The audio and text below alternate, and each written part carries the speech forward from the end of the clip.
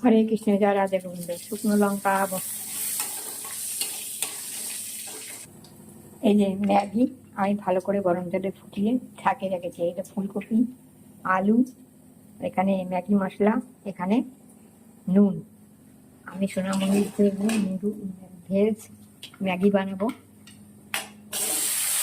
কপিগুলো দিয়ে দিলাম, আলুগুলো দিয়ে দিলাম,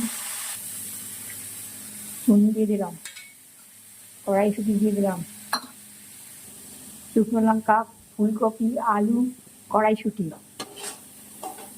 নুন,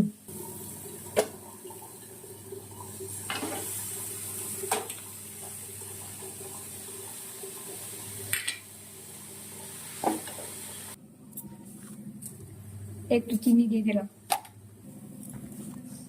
এবারে একটু ভিনিগার দিয়ে দিলাম। এবার 1 চামচ মাখন দিয়ে দিচ্ছি।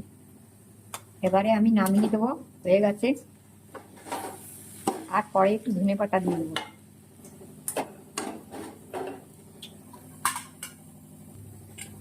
দাও ভেজ ম্যাগি। এরপর একটু ধনেপাতা কুচিয়ে দেবো সোনামণিদের ভোগের জন্য। আজ ভেজ ম্যাগি বানিয়েছি। চলো, এটা খেতে খুবই দারুণ, বাচ্চাদের খুবই ভালো লাগবে এভাবে বানালে। চলো, ভালো লাগলে একটা লাইক, শেয়ার, কমেন্ট দিও। চলো, টাটা।